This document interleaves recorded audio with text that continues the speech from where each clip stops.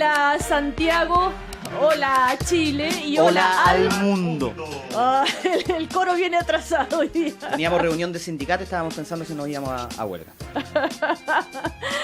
Bueno, 11 grados la temperatura actual, 24 la máxima que se espera para hoy en la capital de Chile. El cielo está despejado, hay sol, a ver si le ilumina las mentes, más todavía estas mentes brillantes de las nuevas generaciones políticas de Chile.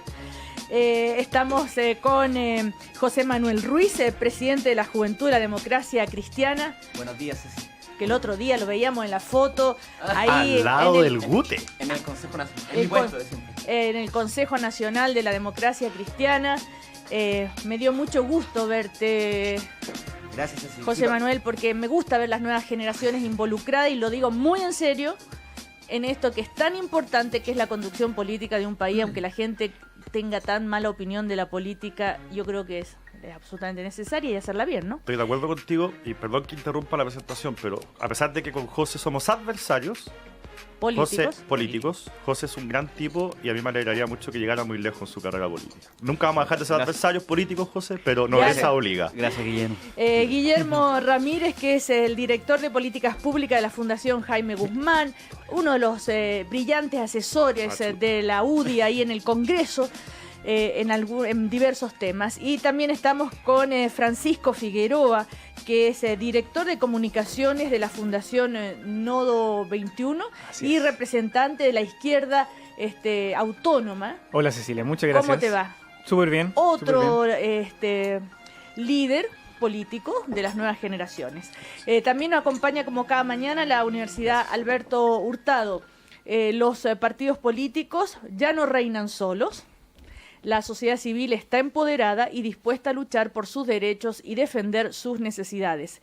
El actual mapa político exige nuevos deberes al poder y a sus ciudadanos. De esto trata el libro del abogado Pedro Mujica, que presentarán hoy Ricardo Lagos Escobar y la cientista política de la Universidad Alberto Hurtado, Fabiola Berríos, en la Feria Internacional del Libro de Santiago. Cambia el mundo, Universidad Alberto Hurtado. Esto de que, a propósito de esto, dice, la sociedad civil está empoderada, dispuesta a luchar por sus derechos, defender sus necesidades, y la sociedad civil se suele expresar en las calles, ¿verdad? Saliendo también a hacer sus demandas. Y esta mañana escuchaba una reflexión sobre lo que significa la calle, la fuerza de ciertos sectores cuando salen a las calles a hacer sus demandas, cómo los gobiernos escuchan, y que hay que escuchar escuchar un concepto interesante, la calle y la contracalle, que hay que saber que cuando empieza a salir gente a la calle, va a salir después gente a la calle a manifestar posiciones contrarias a esa. Entonces ustedes que son expertos políticos, interesante eso. Tú me asentías, Francisco, esto del concepto calle y contracalle, que los gobiernos lo tienen que tener en cuenta. Mira, yo creo que en la transición una de las características de lo que han sido estos 20 años es que se ha excluido el interés de mucha gente en la política, no está representada a través de muchos partidos políticos, en la institucionalidad.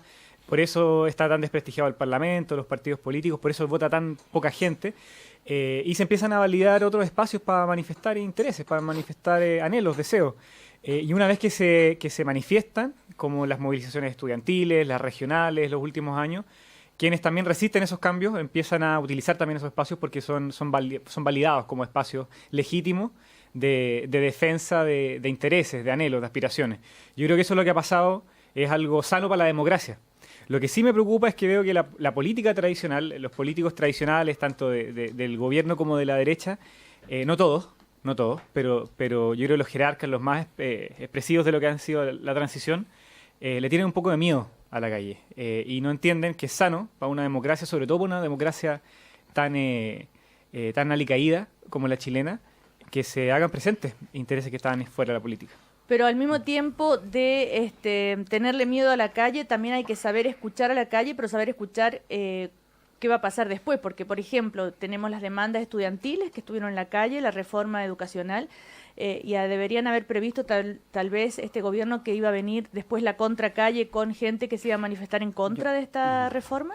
Yo creo que justamente lo que hay que entender, y ahí tengo una diferencia con Pancho, es que creo que no es a razón, evidentemente eso acrecienta los deseos de poder participar en otros espacios, pero no a razón de la legitimidad del sistema hoy en día, que es realmente relevante que la sociedad civil se pueda organizar y también manifestar. O sea, yo creo que hay que pasar, ojalá, en un estado realmente del desprestigio que hoy día tenemos en la política, donde conviva una representación de vía de parlamentarios, de alcaldes, de la ciudadanía, al mismo tiempo con sociedad civil organizada que pueda plantear temas, que pueda discutir, que pueda participar del espacio público directamente. Y eso es muy válido, que hayan posiciones distintas. Nosotros durante un tiempo, el 2011, creímos que la voz, o sea, lo que se representaba en la calle en el 2011 era un malestar claro respecto a lo que estaba pasando en educación, pero nunca la voz de la calle va a ser una voz, o la voz de las manifestaciones nunca es una voz homogénea. O sea, lo que se logra es un malestar representar, pero no es que todas las opiniones sean iguales cuando uno se manifiesta.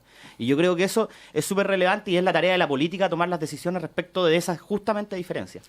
Guillermo, ¿tú piensas que a este gobierno le faltó tal vez tener en cuenta las consecuencias que podía traer esta reforma educacional, por ejemplo? A ver, generalmente cuando los países se van desarrollando, las personas empiezan a participar más en instancias de sociedad civil.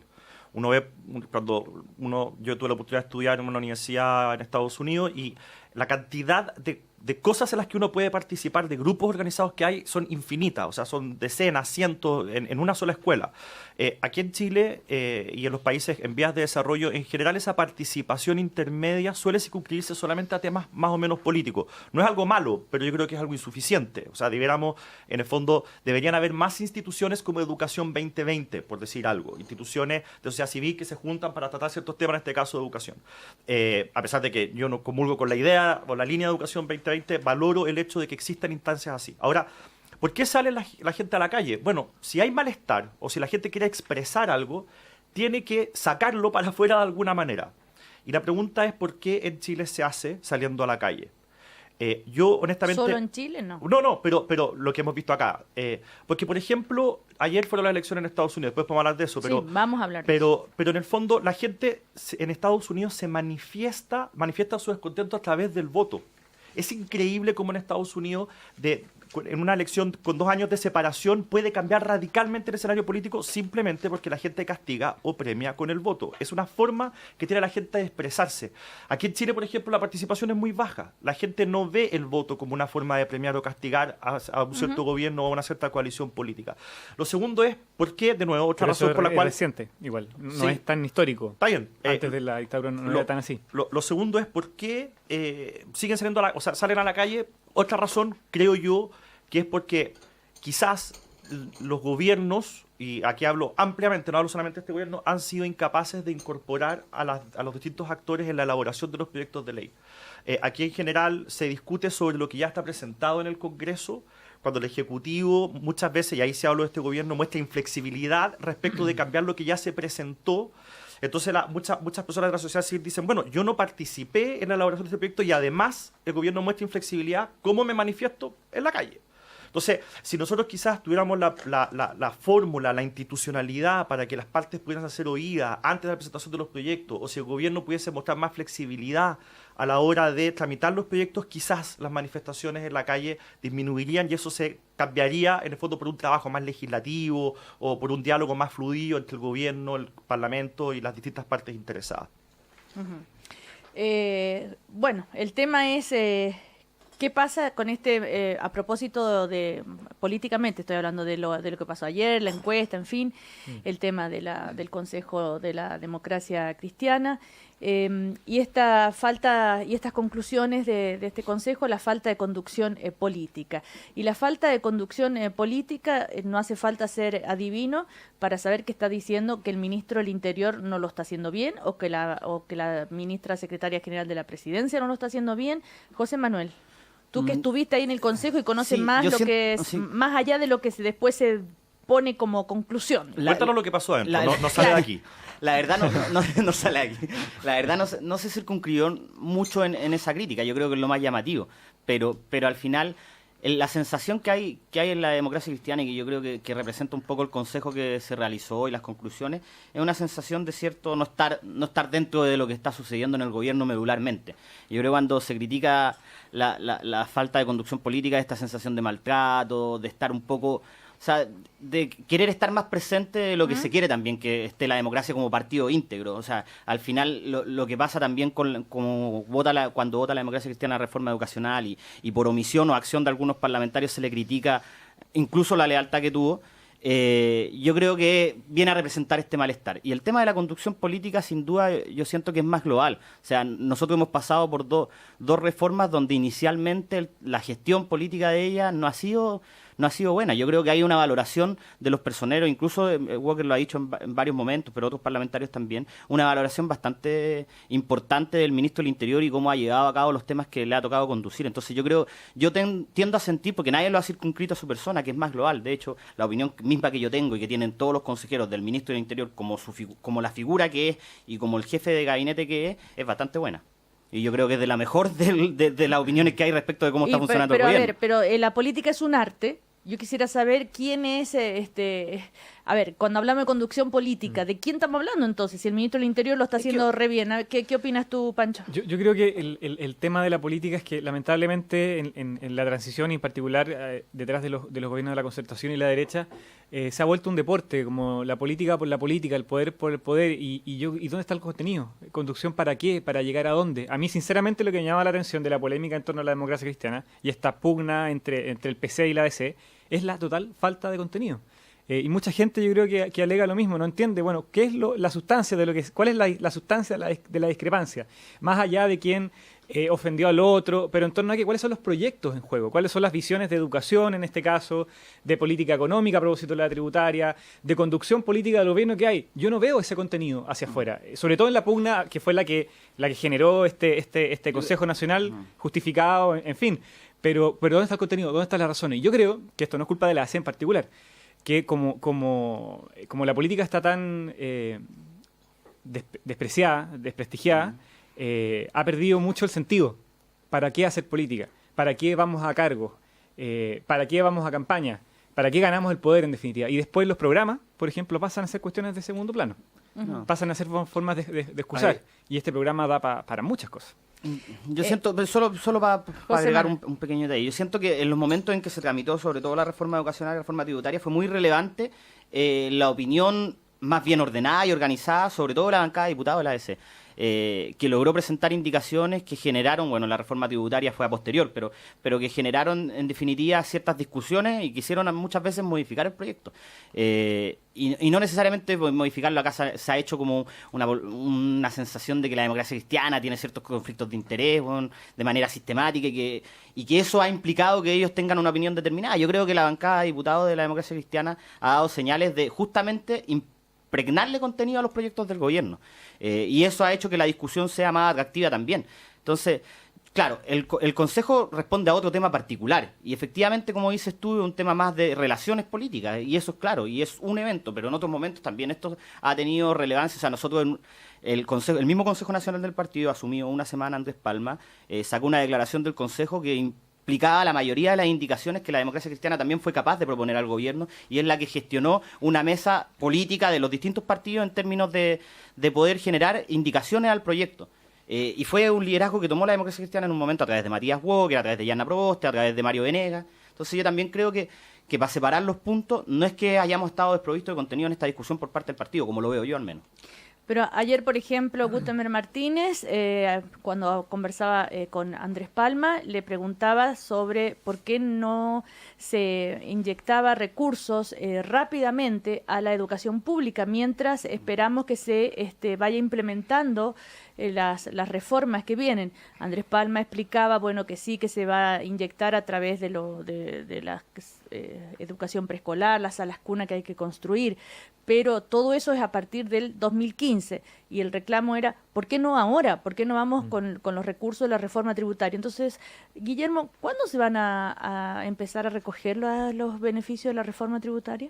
Es escalonado. Va a estar en régimen absoluto a partir del año tributario 2017, o sea, 2018. Perdón, el último año de la presidenta Bachelet 14, 15, recién ahí va a tener los recursos. Va a tener todos los recursos. Pero ¿cuándo empieza a tener algo? No, ahora. De hecho, ya ya subieron los cigarrillos, ya subió el alcohol. Y eso se podría invertir entonces eso es plata que se está recaudando hoy día para el fisco.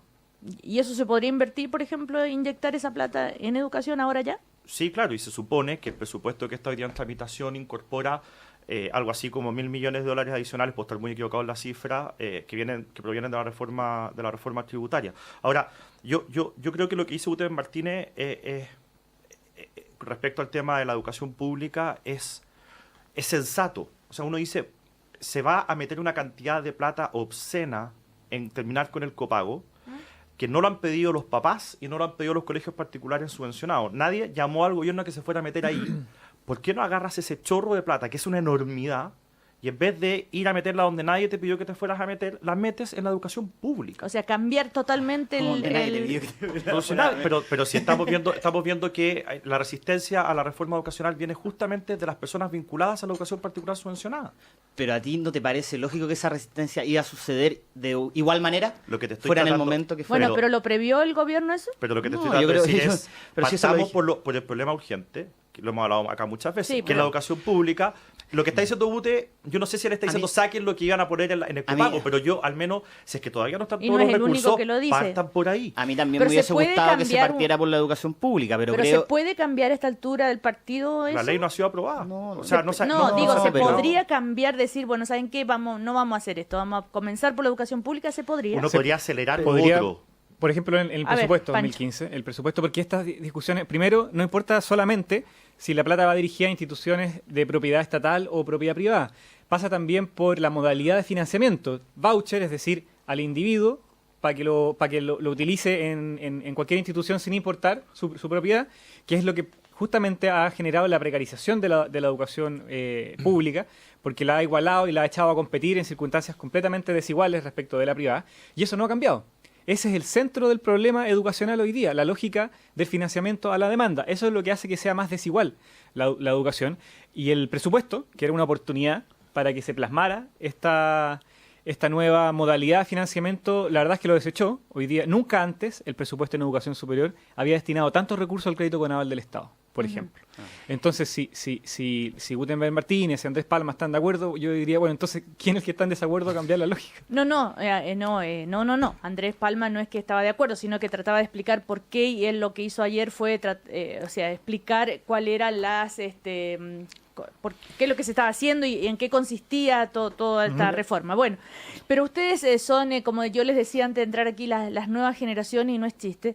Yo les decía, bueno, ustedes van a ser los que estén en el poder cuando mi hija sea grande, decía yo, entonces me importa mucho qué lo que piensan y la calidad de sus reflexiones, qué tan comprometidos están con el país, ¿no es cierto? Y a propósito de eso están las elecciones en las universidades.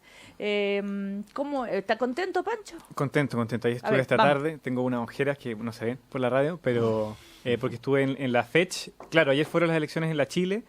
Ganamos con los compañeros de Izquierda Autónoma y también en alianza con los amigos del Frente de Estudiantes Libertario y de la UNE. Se recupera la federación, creo que es muy importante para un próximo año muy decisivo para la reforma educacional. Perdona, para los que no entendemos mucho, ¿es la lista que ganó, es la lista que apoyaba a Melissa Sepúlveda? Una parte. Se fusionaron. Es Valentina Saavedra, claro, la nueva presidenta de la FECH, y ella dice, estamos por defender la reforma. ¿Cómo dice? Estamos por defender la reforma de la derecha y del gobierno. ¿Cómo? Claro. Es que hay una mirada en el movimiento estudiantil muy extendida que está diciendo cosas que hoy día han dicho Carlos Montes, Gutenberg Martínez, y a todos le parecen sensatos, y el movimiento estudiantil lo dijo hace varios meses. Hace varios meses el movimiento estudiantil dijo que el foco tenía que ser la educación pública, que de lo contrario se perdían posibles aliados.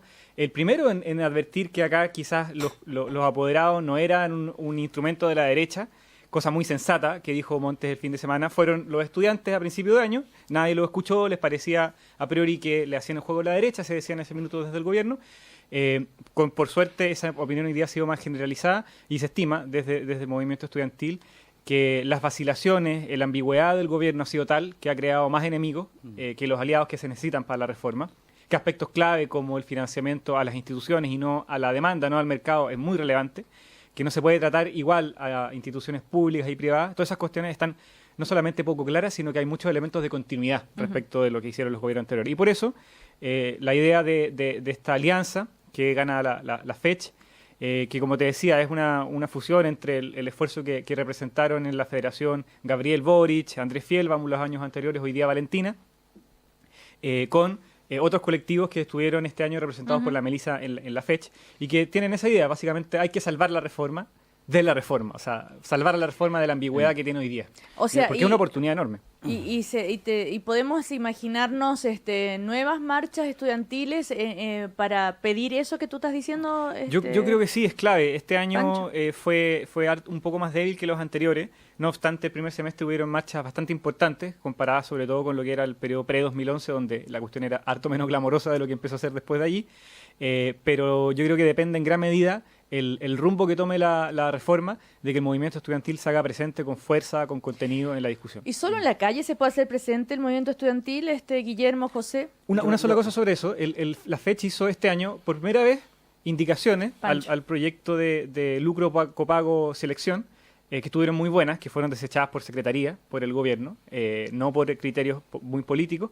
Y aparte también se consiguió la derogación del DFL2 que impide la participación de los 3 estamentos de las universidades, cosa que no se había conseguido antes. No fueron ni a la promulgación. ¿Cómo? Decidieron no ir a la promulgación cuando fueron invitados. Es que se pueden no estar dispuestos a hacer parte del espectáculo, pero no sé la si cuestión política está ahí. A ver, ¿cómo de nuevo? No se le puede pedir no fueron a la promulgación. ¿Quién no fue? Mira, pero que no fue una cosa, espérate, no fue una cosa, José Manuel Ruiz. no fue una cosa tampoco generada desde el movimiento estudiantil y de los dirigentes. Fue generada desde el movimiento estudiantil. Esto es una cosa que es una demanda desde mucho tiempo histórica y claro, y que pero fue una propuesta de la FECH. No, hay que ser muy preciso. No.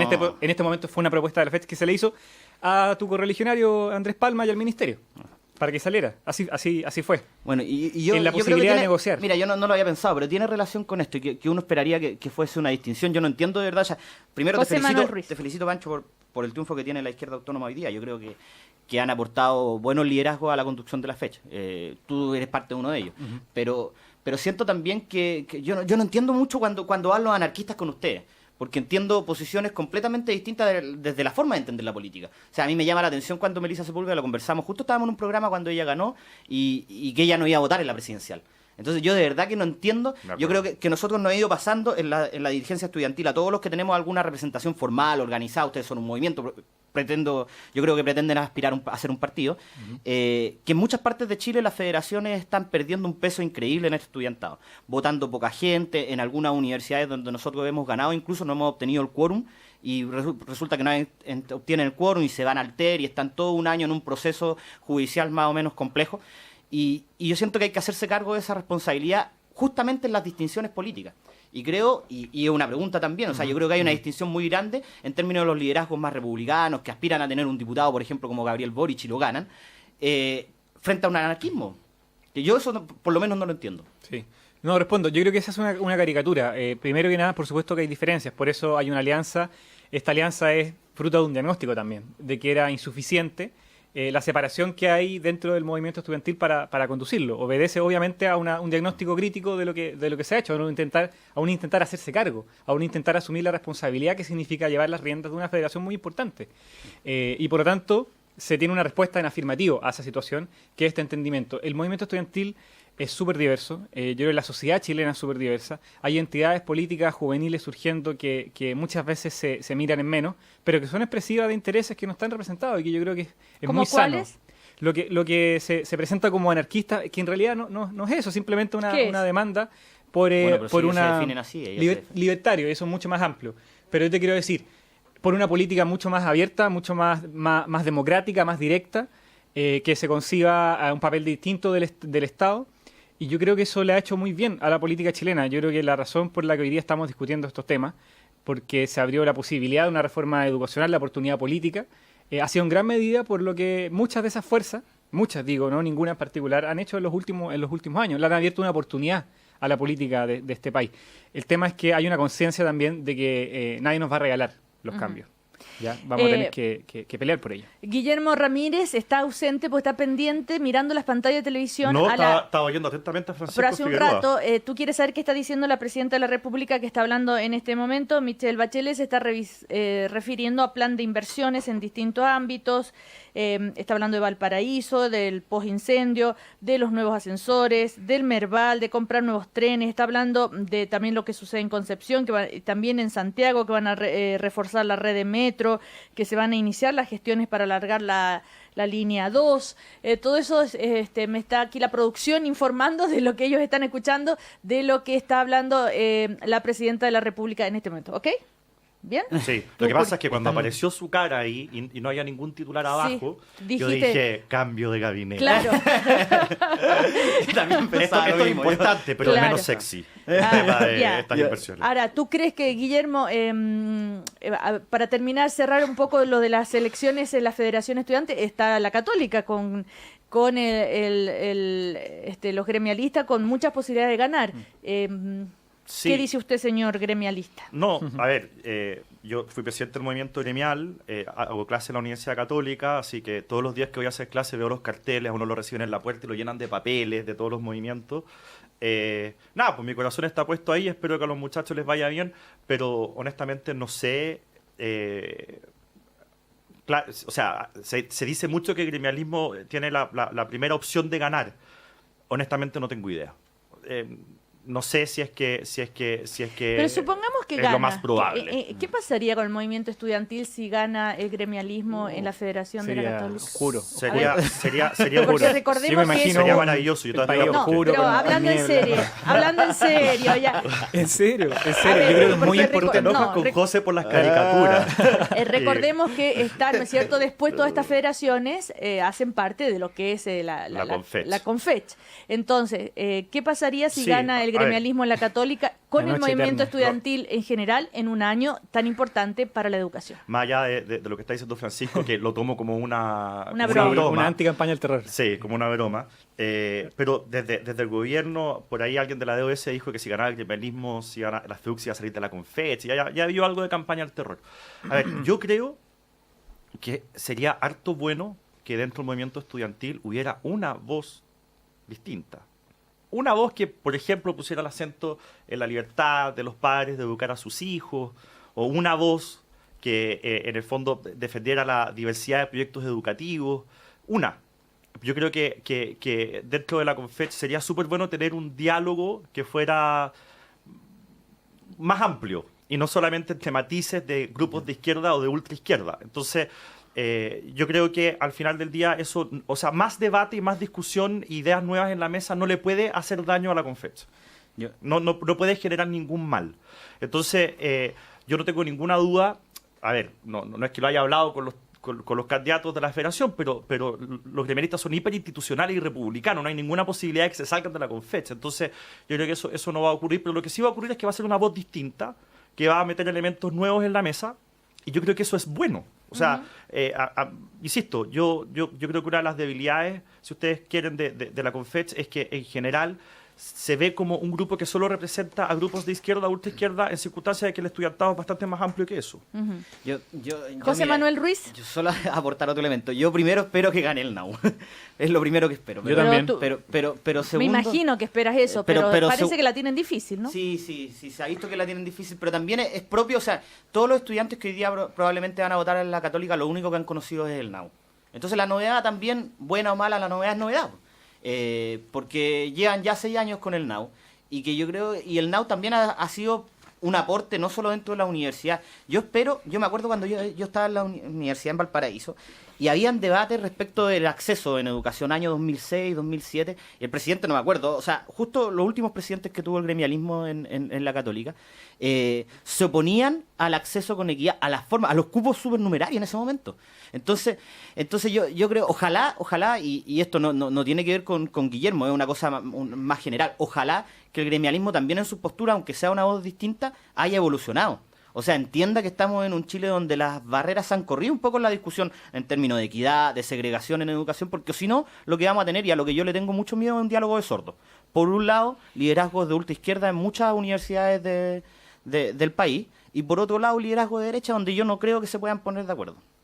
Ustedes, para terminar con el tema de educación, ¿qué creen? ¿Que hay que cambiar al ministro de Educación, no? Yo creo que no pasa por el ministro José, de Educación. Pancho. Sí, no pasa en absoluto por quien sea el ministro. Creo en particular que el actual ministro no ha conducido bien la reforma. Tiene una visión muy economicista de las cosas. Esa ha sido su formación. La entrada a la reforma ha sido muy economicista. Creo que ha primado una idea de autosuficiencia, de que basta la fuerza del ministerio para empujar la reforma. Se sobrevalora las capacidades que tienen los técnicos allí dentro y se desecha la posibilidad de un acuerdo. Entonces, más allá del ministro, yo creo que lo clave es poder llegar a un acuerdo social con los actores sociales organizados que han abierto la posibilidad de una reforma, en vez de crear estos diálogos con individualidades para las cámaras, ir a hablar con los actores sociales, con el colegio de profesores, con el movimiento estudiantil. ¿Y no hablan con el colegio de profesores? Pero si lo que pasó en el colegio de profesores fue tremendo. Fue parte de responsabilidad de la conducción del colegio de profesores someter a una presión enorme para aprobar los términos del gobierno de la reforma y perdieron. La postura del gobierno perdió dentro de los profesorados con una votación importante. ¿Ya? De allí se cayeron y el gobierno no les volvió a abrir la puerta. El movimiento estudiantil buscó el diálogo este año con más fuerza que nunca. Por eso me llama la atención la acusación de ultraizquierdista, porque a mí me tocó ser dirigente del 2011.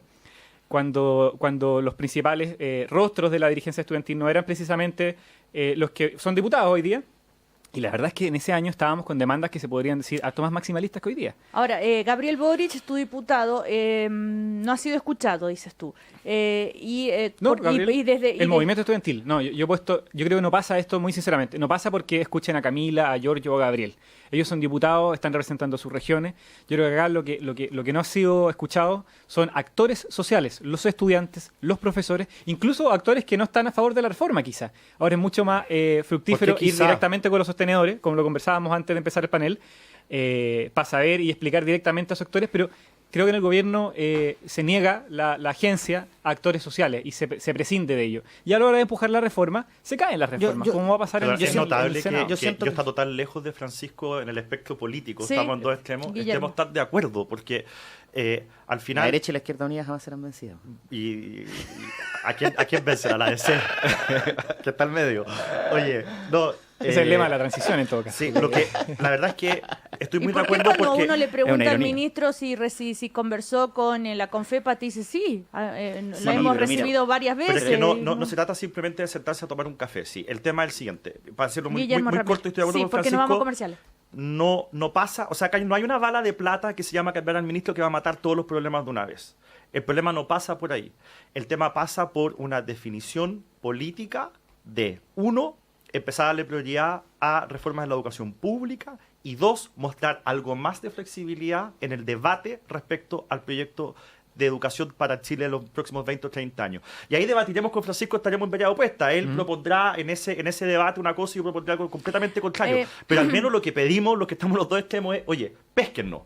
Oigan un poquito, lo que sale del gobierno no necesariamente es una especie de Biblia o de revelación bajada del cielo que no puede ser sujeta a ningún cambio en el Parlamento. Una de las críticas también se dice que dentro del Ministerio de Educación está por Miguel Crispi y todos sus amigos que finalmente que tienen demasiada influencia a nuestro amigo Miguel Crispi.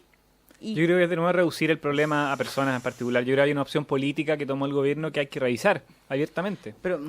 Bueno, nos vamos a comerciales y seguimos con el tema. GAE es el líder mundial en corrección auditiva. Cuenta con 21 locales en todo Chile para brindar un servicio especializado a personas con pérdida auditiva. Vuelva a disfrutar los sonidos de la vida. Agende un chequeo auditivo gratis en gaes.cl o al 600-642-37.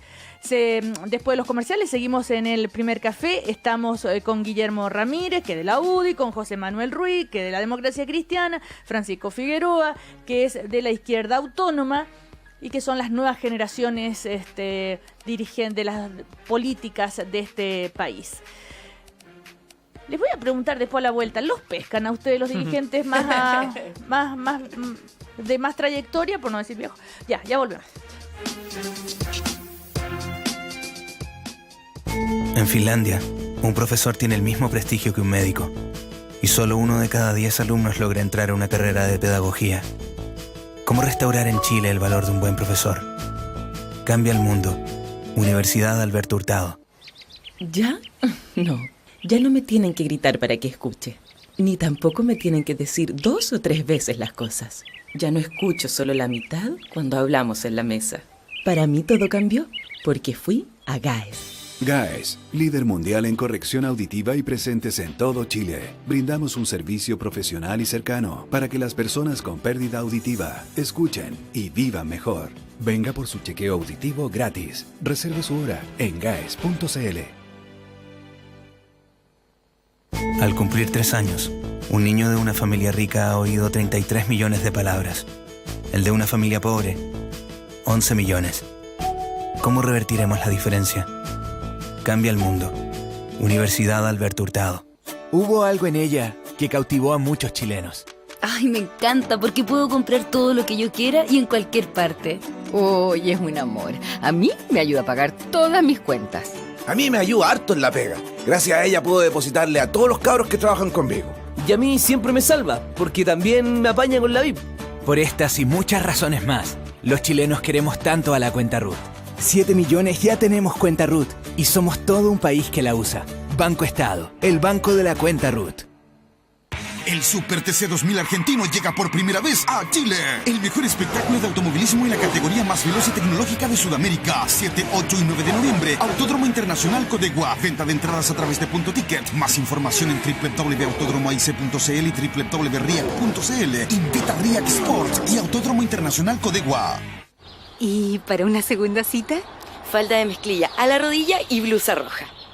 Cada ocasión merece un color. Cuídalos todos con Clorox Ropa Poder Dual. Porque su fórmula multiacción es la única que, además de remover hasta las manchas más difíciles, deja tus colores y blancos brillantes. Clorox Poder Dual. Ropa sin manchas y colores brillantes.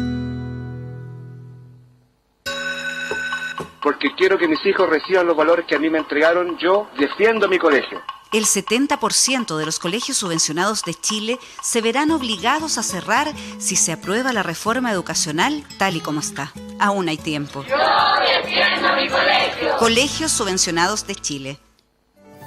El programa de formación en obra de la Escuela Tecnológica de la Construcción capacita en el lugar de trabajo, una innovadora metodología que en el último año ha permitido que más de 13.000 trabajadores mejoren su nivel de calificación y las oportunidades de desarrollo profesional. Suma tu empresa al programa de formación en obra y mejora tu productividad. Si tu empresa es socia CCHC, contrátalo llamando al 2-571-0500. Cámara Chilena de la Construcción, obra de constructores, obra de todos. Tumor, fractura, cáncer, parálisis, columna, aneurisma, infarto. Pase lo que pase, en Clínica Tabancura su salud cuenta con un equipo de excelencia. Soy el Dr. Rafael Selman, cirujano cardiovascular de Clínica Tabancura. Como equipo médico estamos muy orgullosos de los tremendos resultados obtenidos en cirugías de corazón. Actualmente realizamos más de 100 intervenciones al año y nuestro exclusivo equipo multidisciplinario dan a nuestros pacientes toda la seguridad y tranquilidad que necesitan. Nos inspiran las personas, nuestros pacientes y sus familias. Clínica Tabancura, calidad médica y humana.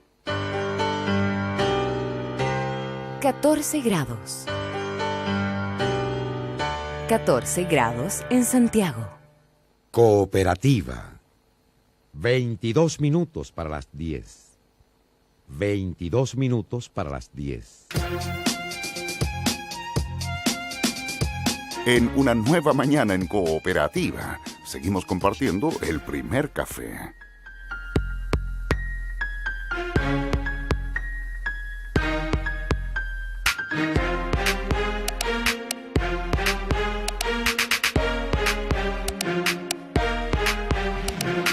Seguimos en el primer café. GAES, el líder mundial en corrección auditiva, cuenta con 21 locales en todo Chile para brindar un servicio especializado a personas con pérdida auditiva. Vuelva a disfrutar los sonidos de la vida. Agende un chequeo auditivo gratis en gaes.cl o al 600-642-37. Brevemente quiero que me cuenten qué influencia tienen ustedes en el poder político de Chile, en los, ¿cómo les llaman?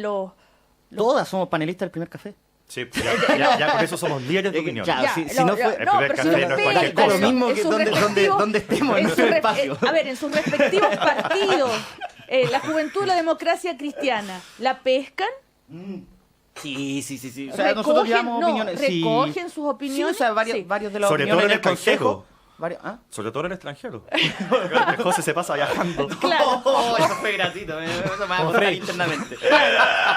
Guillermo Ramírez, ¿a ti te escuchan los pesos pesados de la UDI? Yo tengo que decir una cosa. Sí, es el más influyente de los que no, lo sabemos. La UDI ha tenido toda la vida un espacio real y muy importante para los jóvenes. Siempre. Una cosa es que tengan los asientos, que haya 4 sillas más para que cuando van a las reuniones, y otra cosa es que se recojan las opiniones de ustedes. Yo creo que de los 15 creo que son miembros de la Comisión Política de la UDI que son electos, habrá la mitad que sus 35. Ok. Y eso por votación, o sea, en la UDI se valoran mucho los liderazgos jóvenes. Y eso obviamente que a mí me tiene cómodo, porque yo hablo con el presidente o con cualquier senador o diputado y obviamente que me oyen. Bueno, llevarte bien, sí. Yo me refería a la influencia. ¿Y tú, Francisco? Yo soy de Izquierda Autónoma. Izquierda Autónoma es un movimiento de jóvenes, entonces no tenemos ese problema. Claro. Pero si estamos en Izquierda Autónoma es precisamente... ¿Pero quiénes son tus líderes más adultos desde la Izquierda Autónoma? Boric. ¿Hacia dónde? ¿Solo Boric? Es que somos todos más o menos coetáneos. Entonces, estamos en Izquierda Autónoma precisamente porque vemos que los jóvenes en otras agrupaciones políticas tienen poca influencia. Por eso creamos el movimiento también en parte. Pero hay vemos que tienen un techo muy bajo. ¿Hay algún parlamentario fuera de Boric que a ti como que te represente harto? No sé, Sergio Aguiló Yo creo que hay varios parlamentarios que hacen Navarro. Yo creo que hay varios parlamentarios que con cuestiones puntuales hacen una muy buena pega. Nosotros nos imaginamos que es necesaria una alianza social y política súper amplia, con gente que está incluso dentro de la concertación. ¿El movimiento como quién? ¿Como Alejandro Navarro? Mira, yo creo que hay mucha gente dentro. O depende hoy día de cada en educación se han movido muy bien Cristina Girardi, la Yasna Proboste, Carlos Montes, se han movido muy bien, pero es gente que generalmente tiene muy poca influencia dentro de sus partidos, porque los ideas de los partidos, más allá de las instancias políticas, también pesan mucho el poder económico. Miren con quién fue la presidenta Bachelet a Finlandia, la Fundación Luksic. ¿Y por qué? Pues sí, el padre de la guagua, como dijo el mismo de la reforma tributaria, ¿quién es? Jorge Aguad, de los banqueros. Entonces, el problema, yo creo que los partidos que tienen poco poder, deberían tener más poder, están muy influenciados por el poder económico. Mire, yo creo que, a ver, yo voy a hacer Veamos el gabinete un poco disruptivo. Yo no les conozco en verdad. Yo estoy defendiendo al derecho a la DCA a imponer la soberanía de sus militantes, de su ciudadanía política. Ojo. Yo creo que nosotros somos un país, lo dije aquí, tuvimos una discusión una vez con el mismo Guillermo. Yo creo que nosotros somos un país que políticamente es muy elitista y nosotros tenemos una élite bien restringida en el sector que sea. O sea, yo veo a la Izquierda Autónoma, yo veo hasta de los movimientos más de la izquierda hasta de derecha, muchos de los liderazgos jóvenes y no jóvenes provienen de un grupo restringido, de familia, de sectores socioeconómicos más o menos parecidos. Entonces, no rasguemos vestidura con que aquí hay poderes oscuros, económicos. Acá hay una élite pequeña. Y nosotros debemos empresarios que influyen mucho en los partidos. Yo no soy de la idea de que los empresarios son malos porque son empresarios. O sea, yo creo que pero hay, cuando la política hay opciones, se subordina, y por eso hay que tener financiamiento público, son discusiones separadas. O sea, yo creo que tienen que ver para no, o sea, porque al final vamos encontrando un problema. Yo creo que un problema es que las mismas familias sean las que deciden lo que pasa en el país. Eso sí creo que es un problema, económicamente, socialmente, políticamente. Y eso creo que es un problema que atraviesa a todos los colores políticos, no solamente a los partidos formales. Y es precisamente porque operan muchas veces a través de los partidos. Miremos el caso Penta, si esto está aquí a la orden del día, no es algo que estoy sacando un sombrero. Veamos la influencia del señor Luksic, veamos lo que pasa con la agenda energética, que se está elaborando básicamente entre el gobierno y los empresarios del sector y principalmente Luksic. Veamos lo que pasa de dónde vienen las personas del gabinete en el gobierno, de dónde viene Javiera Blanco, pasó por los partidos políticos. Hicieron carrera trabajando en los partidos políticos, han venido muy de la mano del sector público-privado. Y está bien, yo no quiero demonizar, yo lo que estoy diciendo es que eso hace que el poder económico, las empresas, tengan una mucho mayor influencia en los partidos políticos de lo que tienen sus propios militantes, en todos los partidos, transversalmente. Y eso creo que es un diagnóstico compartido incluso por mucha gente de los partidos de la propia concertación. Hoy día hay muy poco ver los congresos ideológicos de los partidos socialistas, DC, en fin, vienen zanjando cuestiones muy progresistas hace mucho tiempo. Pero los gobiernos que tienen no se condicen con lo que muchas veces dicen esos partidos. Entonces yo creo que yo defiendo los partidos políticos. Creo que necesitamos partidos políticos. El problema con los partidos políticos que tenemos es que son muy impotentes porque están muy subordinados al poder económico. Al poder económico. Al poder económico, al interés empresarial.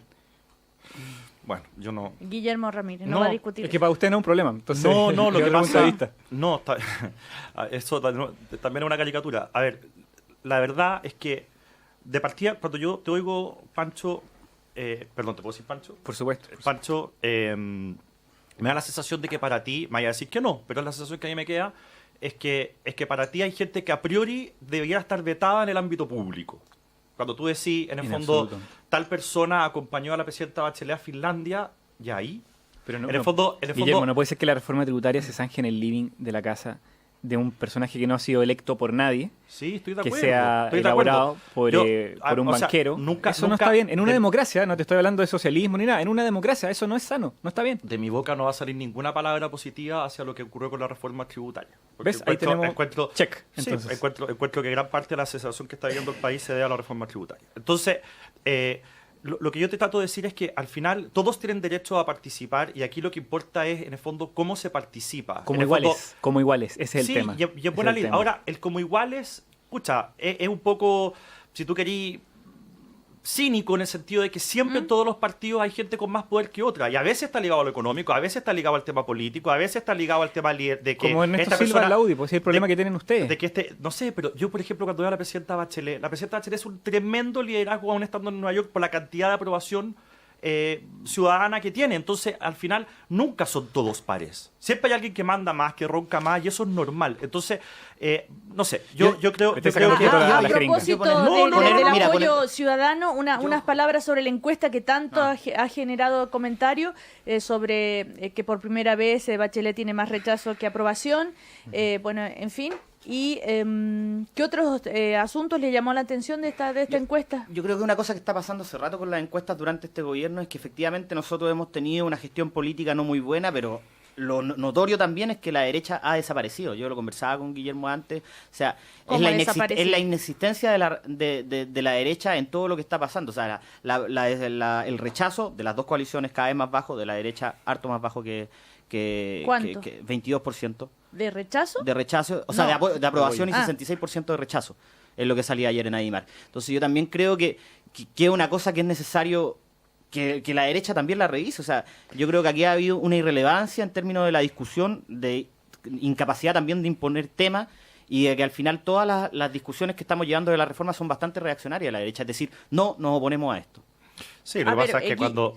Guillermo, ¿por qué se le pasa eso a la derecha? A ver, en general, uno puede revisar cualquier encuesta para atrás y siempre la coalición opositora está peor evaluada que la gobernante. Y acá hay 10 puntos de diferencia, que es algo completamente normal. ¿Sí?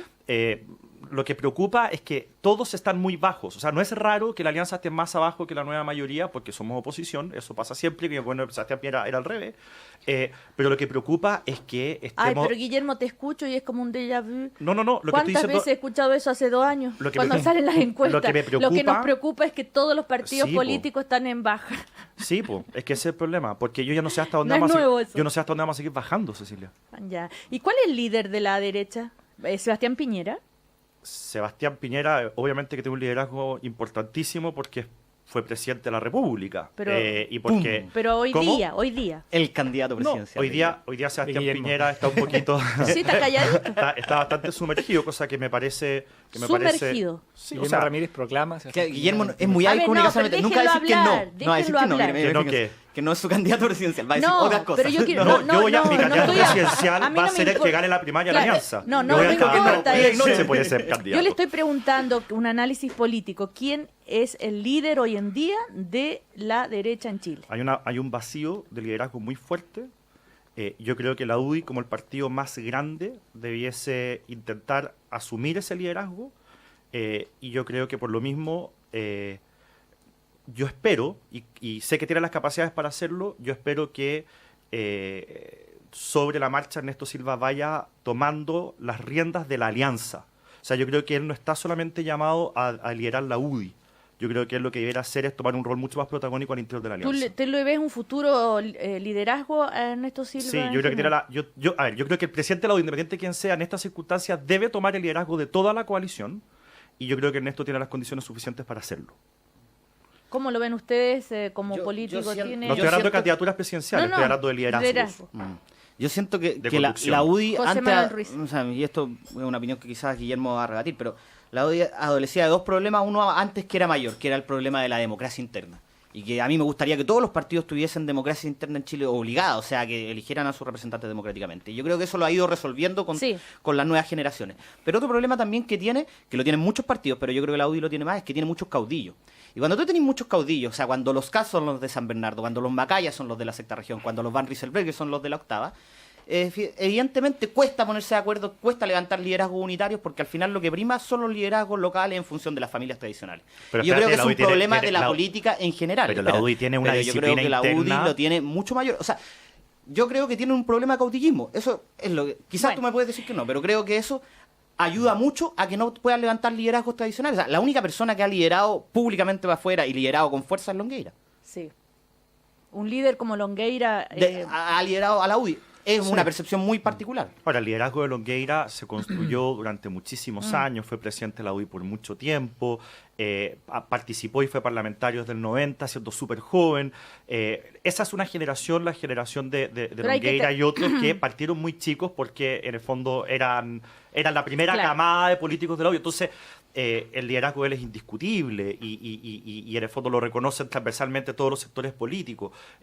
Yo creo que es injusto por un tema histórico, en el fondo, comparar el surgimiento de liderazgos hoy con cómo se dieron las cosas hace 25 años atrás. Yo tengo una opinión distinta. Yo creo que el problema no es con ausencia o existencia de liderazgo.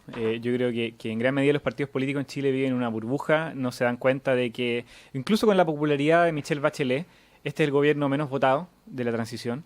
El prestigio, el apoyo en votos a los partidos políticos ha venido en declive, progresivo, sostenido, no había una recuperación hacia abajo. Yo creo que vamos a una situación a la larga muy parecida a lo que está pasando en España, en términos de desprestigio, no necesariamente de surgimiento de una fuerza alternativa fuerte, pero de desprestigio. Y eso es preocupante para la democracia. Y no un problema de liderazgo. Nos quedan minutos para hablar de Estados Unidos. A ver, Guillermo Ramírez, que conoce mejor, ¿no es cierto?, lo que pasa allí. Recordemos que hubo elecciones, que los republicanos logran la mayoría en el Senado. Se habla del gran fracaso de Barack Obama y yo quisiera que me contaras, me parece interesante explicarnos por qué Obama, que partió tan bien, llega a esta situación. ¿Qué le pasó? A ver, ¿qué pasó con el gobierno? ¿No logró concretar sus promesas, sus reformas? ¿Qué pasa? Mira, para tratar de hacer un link con Chile, una de las cosas entretenidas de ver la política de afuera es que uno la mira desapasionadamente y uno aprende muchísimo, porque uno analiza, en el fondo, no con la guata, sino con la cabeza, y uno dice, esto yo lo he visto en Chile, o esto está pasando en Chile, y uno puede más o menos ver cuáles pueden ser los efectos en el futuro de lo que hacemos. Fíjate que Obama es una persona muy querida en Estados Unidos. Independiente de si las personas son de derecha o de izquierda, Obama, que es de centro izquierda, es una persona muy, muy querida. Cuando él se presentó a la primaria demócrata para, en el fondo, ser el candidato presidencial del Partido Demócrata, compitió con Hillary Clinton y al principio nadie daba un peso por él. Todo el mundo pensaba que era un liderazgo interesante, joven, que podía tener un gran futuro, pero nadie pensó que iba a ganar la primaria. Y la verdad es que Obama la ganó por el tremendo apoyo ciudadano, por la gran simpatía y confianza que él generó con la gente. Yo pienso que Obama es bien parecido a la presidenta Bachelet en ese sentido. La presidenta Bachelet es muy querida transversalmente y genera confianza y un gran apoyo ciudadano. Y la pregunta, ¿qué le pasa a Obama? Obama. ¿Por qué Obama fue bajando su popularidad? Todo partió al principio de su mandato. Recordemos que a los 2 años ya perdió la primera elección de parlamentaria, cuando llevaba solo 2 años de presidente, hace exactamente 4 años atrás, el 2010. ¿Y qué pasó? Él presenta un proyecto de ley para reformar de arriba a abajo, dar vuelta completamente el sistema de salud en Estados Unidos. Y no le resultó. Una cuestión completamente refundacional y reformista que generó mucha resistencia. Ahí partió el declive de Obama. Pero lo logró finalmente. Pero se aprueba. Se aprueba a medias, en el sentido de que no con la profundidad que él querría. Y hoy día el Partido Republicano ha dicho, parte de la campaña que hizo el Partido Republicano es: vamos a echar atrás todo lo Obama que era en el Parlamento. Y eso ha generado un gran apoyo ciudadano. Entonces, yo miro a la presidenta Bachelet y veo que también está haciendo reformas muy profundas que están generando cierta resistencia ciudadana. Y yo creo que es interesante para el gobierno actual mirar qué es lo que ha pasado con Obama en Estados Unidos. Yo creo que hay un paralelo ahí bien interesante. Claro, y a propósito de paralelo, cuando gana Obama, no gana, entre otras cosas, por esa promesa, que es un tema en la salud en Estados Unidos súper importante. Obama gana por un tema de cambio Bueno. Y gana en el fondo por la promesa, recordemos que había explotado la crisis subprime, sí. Estados Unidos estaba muy deprimido económicamente y también gana por la promesa de reactivar la economía, cosa que ha logrado a medias. Ese es otro tema que la presidenta tiene que mirar. ¿Cuánto afecta a la popularidad de una persona, por muy querida que sea, el hecho de que la economía no ande como la gente espera? Y ojo, que la elección de ayer fue un examen a la gestión de Obama, al punto en que los candidatos demócratas ya no salían en el cartel con Obama porque se daban cuenta de que eso era tremendamente impopular. O sea, un voto castigo. Lo de ayer fue absolutamente un voto castigo. Yo creo que fue más un rechazo a Obama que una cosa de mérito del Partido Republicano. Ahí donde viene José Manuel Ruiz. Yo creo que el punto central, estoy de acuerdo en algo con Guillermo, es el Obamacare. El sistema de salud que Obama planteó en algún momento y que para mí es de toda lógica y que lo discutan acá en Chile, que se converse, es de toda lógica que haya un sistema de salud público para los estadounidenses. Y culturalmente es justamente, yo lo asimilo mucho a lo que nos pasa en educación hoy día, la discusión que tenemos con los particulares subvencionados, culturalmente va contra cultura. O sea, la gente allá considera que no es el necesario y no es el cambio que deben tener. Y yo creo que la gente en general en Estados Unidos, y por eso el voto castigo. Había un rechazo gigante a Obama. Pero no sabían que Obama iba a hacer eso cuando lo votaron. Yo no sé si lo sabían, yo no sé si era tan bullado. Yo creo que sí, pero nosotros hemos visto en Chile como la bajada de las cosas del programa pueden generar rechazo. Y ahí vamos, Guillermo, yo no sé si esto es por popularidad o impopular que se hacen cambios que son, evidentemente, que son reformas importantes y que van a cambiar diametralmente cómo se organiza la sociedad y cómo uno concibe la sociedad. Yo estoy completamente de acuerdo con el sentido. Una sola frase, es distinto. Guillermo. Imponer un cambio radical y declarar la guerra a la oposición, que fue lo que hizo Obama con el Obamacare, tenemos que reformar la salud en ese caso de forma profunda, sentémonos a ver cómo lo hacemos. Lo que se le castiga a Obama al final del día es tratar de imponer un sistema de salud tremendamente polémico. Probablemente no habría tenido los problemas que tuvo si hubiera habido más consenso y más diálogo. Yo creo que la presidenta o este gobierno en particular pueden aprender de lo que ocurrió en Estados Unidos. Yo creo que sí hay un paralelo que se puede hacer entre Obama, entre Bachelet, y yo sumaría a otros liderazgos del pretendido progresismo como Hollande, como lo que fue Zapatero, que son liderazgos vacíos de contenido. Son de una estatura política comparada a lo que fueron las socialdemocracias antes, de las que vienen muy pequeñas, una estatura muy pequeña. Con proyectos no muy distintos a los de su oposición. Déjame terminar la idea. La idea de que se necesita un Estado que garantice derechos, una idea de recuperar una cierta idea de Estado de bienestar, ya de protección social, de no tirar todo para el mercado, al menos en la retórica. Pero que lo que ha pasado concretamente es que tanto en los gobiernos de los demócratas, de la Concertación, del PSOE, de los socialistas en Francia, es que más allá de las vociferantes promesas de las campañas, con la reforma educacional, con el Obamacare, en fin, se deshacen a la hora de gobernar por una cuestión que es transversal, y en Estados Unidos se ve mucho también la tremenda influencia que tienen también los poderes económicos allá transparentemente en la política. Entonces, son líderes muchas veces con las manos atadas, que no se le ocurren ideas muy distintas a las que harían su oposición, y en Estados Unidos también hay un problema grande, porque no se distinguen mucho las opciones a la hora de gobernar de los demócratas y los republicanos, más allá de las diferencias de cómo tratar la geopolítica. Entonces, yo creo que se combina una cosa, promesas que no son capaces de cumplir, que no son capaces y que finalmente tampoco hay mucha voluntad de cumplirlas, de desmercantilizar la salud, desmercantilizar la educación, de garantizar derechos allí donde hoy día hay lucro, hay negocio. Y la total pérdida de proyecto del progresismo, de los que se sienten herederos de la socialdemocracia. Con la caída del muro no solamente se derrumba el comunismo a nivel mundial, se derrumba también la socialdemocracia como un proyecto distinto a los de la nueva derecha. Y finalmente esa indistinción es lo que hace que sean tan travillantes sus gobiernos, tan indistintos a los de la oposición de derecha. No declararía, creo que eso yo no declararía, a diferencia de Pancho, no porque esté de acuerdo o no, pero yo creo que están pasando cosas importantes, sobre todo en Europa, en democracias que son más avanzadas. Yo no declararía la defunción de los proyectos sociales. Sí, yo solamente un consejo, pero la mejor de las líderes y en la buena onda, Pancho, Guillermo Ramírez. Es muy difícil que tú entiendas la forma en que nosotros, estoy hablando desde la derecha, operamos o cómo operan los republicanos, si tú siempre asumes que la posición disidente a la tuya es por intereses económicos. Tú tienes que aceptar el hecho de que hay gente que piensa distinto y que hay convicciones entre medios, no solamente intereses. Entonces, yo cada vez que te oigo y tú dices estas reformas no son capaces de sacarle en Chile o lo que pasó en Estados Unidos, porque acá hay grupos económicos, es importante que tú entiendas que hay gente que tiene convicciones distintas respecto a cuál es el rol del Estado y cuál es el rol de las personas en la sociedad. Entonces, al final me parece oír un disco una y otra vez cuando tú decís que el poder económico... Guillermo, está pasando todos los días. Pero va a ser más rico el debate si es que tú finalmente aceptas de que los que pensamos distinto es por convicción y no por interés. Guillermo, voy a escuchar un disco una y otra vez de parte tuya. Cuando te cuente que la actividad económica se expandió 1,4% en septiembre y es el resultado del IMACE que estuvo por debajo de lo esperado. Ya, pero si saben, bueno, ¿qué quieres que te diga? No, en el fondo la crisis en la que estamos sumergiéndonos, cada día recibimos peores noticias y siempre es peor a lo esperado. Ya esperamos poco y todos los días se espera lo esperado. Entonces, a mí me da un poco de rabia cuando dicen que la derecha y la campaña del terror, nosotros advertimos de esto con el tema de la reforma tributaria y dijeron que era campaña del terror. Entonces, a uno le da rabia en el fondo que al final no nos tomen en serio. Escuchaba a Genaro Arriagada decir que esto de la mala situación económica, que miremos lo que pasa en Europa, que crecen a menos del 2%, que Brasil está absolutamente parado, que el resto de los países de la región también, que no es un tema de Chile.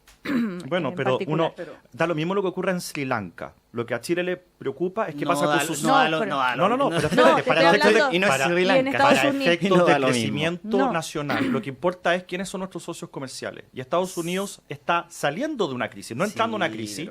Va para arriba, no para abajo, y China está creciendo al 7-8%. Entonces, al final del día, claro, hablan de lo que está pasando con Brasil y qué sé yo, pero el 40% de la actividad económica chilena con otros países se explica solamente por China y Estados Unidos. Entonces, digamos las cosas como son. Bueno, ayer la presidenta los retó a los ministros, les dijo que ya se pongan a trabajar más y que hay que activar y invertir y acelerar el tema de las inversiones. Duro el reto. Duro el reto. Ya nosotros nos van a retar si no los despido. Así que, porque ya estamos en la hora. Guillermo Ramírez, José Manuel Ruiz, Francisco Figueroa, muchísimas gracias. Han llegado varios Twitter felicitándolos por el nivel del debate. Que les vaya muy bien. Chau, chau. Chau, Cecilia. Muchas gracias. El primer café en Cooperativa.